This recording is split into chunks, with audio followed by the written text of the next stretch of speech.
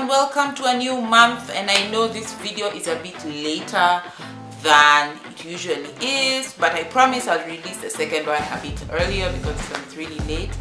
I've generally had a busy month. I hope you have been well. And yes, as per the title, we are going to be discussing freehand cutting. I know a lot of people may know what it is, especially if you're from Africa, and some people may not know what it is because you're used to more technical patterns, or maybe draping and pattern drafting are what you're more familiar with. But freehand cutting is basically a method that a lot of seamstresses, tailors, even some designers use to make their clothes, and it involves basically drawing directly on the cloth your design elements and everything you want to do, and you cut it directly on the cloth, no paper needed or anything like that, and you stitch. It may sound impossible, but I'm going to explain a lot more about it today, so stay tuned and watch the whole video through, and maybe you will learn something, maybe you want to adopt it into your work. So let's begin. So if you have visited a lot of tailoring shops, especially in the market areas, because that's where you could actually see people making your clothes in action, you will definitely see freehand cutting method being used by a lot of the tailors. A lot of tailors learn sewing from apprenticeship. Very few go to a technical school to learn how to sew, and because they learn through apprenticeship, a lot of them learn the freehand cutting method. They don't learn how to use patterns, they don't learn how to do draping. So that's why you will find sometimes that it's very, very difficult for somebody to do a ready-to-wear collections with tailors, because they don't understand the concepts of sizing and grading and anything like that, because they're so used to making made-to-measure clothes using the freehand cutting method.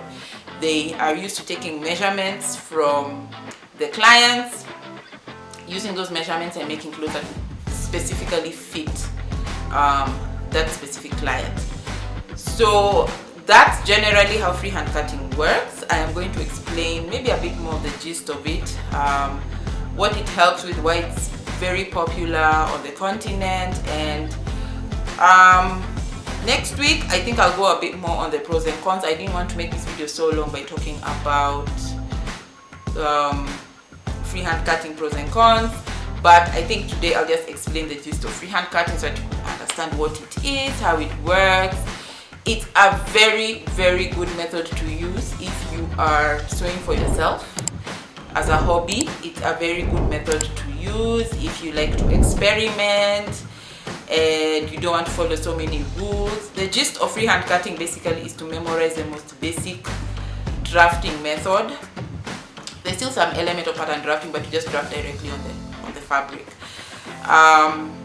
Yes, so you memorize those, and those instructions are what you do on the fabric. So there is some element of calculations and measurements and everything like that.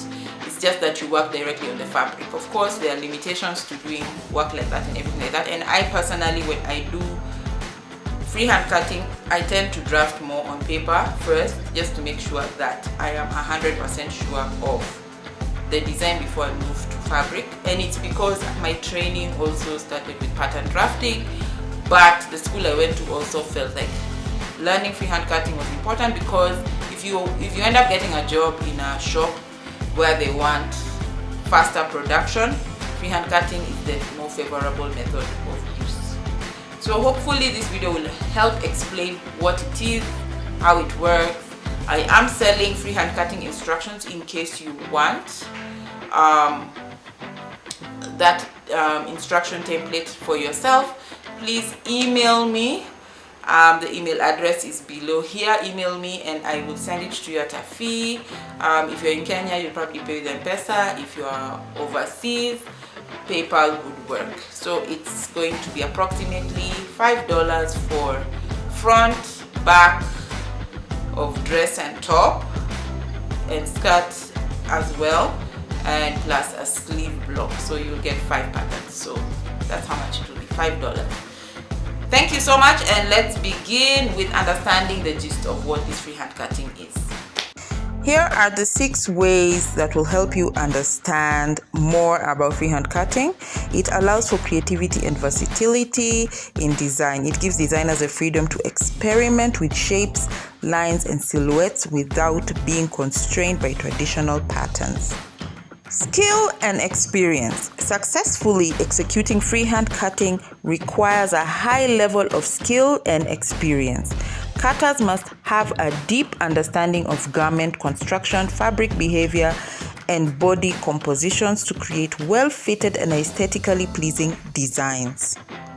Customization. Freehand cutting is often used in bespoke and made-to-measure fashion, where garments are tailored by individual measurements and preferences of the client. This allows for greater customization and ensures a perfect fit. Efficiency and resourcefulness. While traditional pattern cutting involves creating and adjusting paper patterns, freehand cutting can be more efficient and resourceful as it eliminates the need for templates and allows the cutter to work directly with the fabric. Adaptability.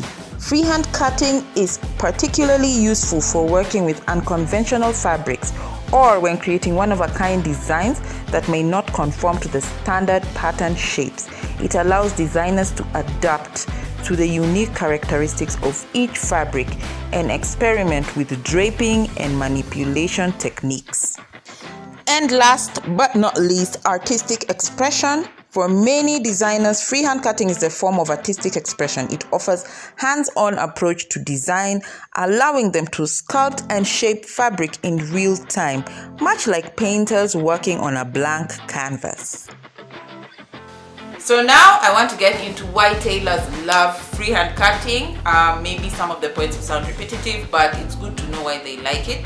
If you've worked with tailors before, you will notice that very few really understand pattern drafting, despite the fact that there are a lot of similarities. Pattern drafting is very, very technical, and sometimes it's very, very difficult, especially if the tailor has not really gone very far with their level of education. Because we know culturally a lot of people who get into sewing do it because they did not pass their exams, and it's that thing you send your child to do, or you send someone to do because you're trying to empower them, or you're trying to get them to have a skill to do something. I'm not against that. The beauty of being in the fashion industry is that it empowers a lot of people to be able to do work in the industry. But I think the problem we do have sometimes is that we limit the training that we give people to really, really empower them to grow in it as a business. It's always something of do it to survive. That's actually the issue I have with how a lot of tailors are trained. There are ways you could adapt freehand cutting to make them have even better skills, but that also is very limited to people who are very, very good technically with fabric and clothes and all that. Not all tailors will be able to understand pattern drafting or even elevate their skills to a very high level. Some of them manage to, some of them don't manage to. Anyway, so let's discuss why tailors love freehand cutting. So these are the reasons why freehand cutting is very popular amongst tailors. Customization.